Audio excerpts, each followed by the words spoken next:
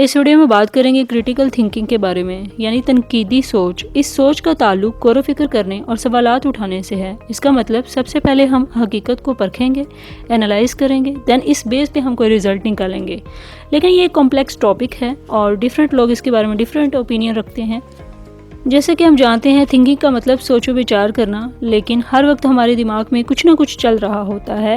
کسی بھی وقت ہمارا دماغ سوچ سے خالی نہیں ہوتا، خواہ ہم کچھ بھی کر رہے ہوں، کوئی بھی کام کر رہے ہوں، کیونکہ یہ انوالنٹری ایکشن ہے جس کو ہم کنٹرول نہیں کر سکتے۔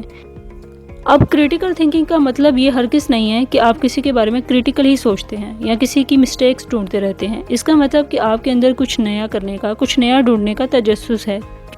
مطلب کہ آپ ایسے سوال اٹھا سکو کہ ایسا کیوں ہوا، کیسے ہوا۔ ہر انسان کریٹیکل تھنکنگ رکھتا ہے۔ یہ ایسا مائنڈ سیٹ ہے جو آپ کسی بھی سچویشن کے لیے اپلائی کر سکتے ہو۔ ہر چیز کا جواب ہمیں ہماری سوچ سے ہی ملتا ہے کہ ہمیں کیا کرنا چاہیے اور کیا نہیں کرنا چاہیے، کون سی چیز غلط ہے، کون سی رائٹ ہے، کیا سچ ہے، کیا جھوٹ ہے، یا کون دوست ہے، کون دشمن ہے۔ یہ سب تھنکنگ ہیں، یہ ہمارے مائنڈ سیٹ کی تھنکنگ ہے۔ کریٹیکل تھنکنگ میں سب سے پہلے سٹیپ ہوتا ہے انالائز۔ ہمارے سامنے کوئی کوسچن ہے، کوئی سچویشن ہے، تو سب سے پہلے ہم اس کو کیا کرتے ہیں، انالائز کرتے ہیں۔ اس کے بعد ہی اگلا سٹیپ ہوتا ہے۔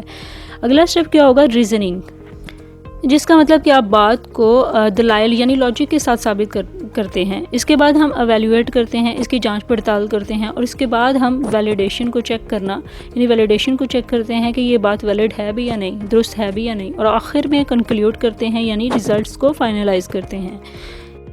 اور یہ 5 سٹیپ کسی بھی کریٹیکل تھنکنگ کے لیے نہایت ضروری ہیں۔ کریٹیکل تھنکنگ کے لیے ضروری ہے کہ چیزوں کو کیئرفلی اور انٹینشنلی پرکھا جائے، سمجھا جائے، دیکھا جائے۔ آئی ہوپ سو آپ کو کریٹیکل تھنکنگ کا کنسیپٹ کلیئر ہو گیا ہوگا۔ For more informative and latest video kindly subscribe my channel.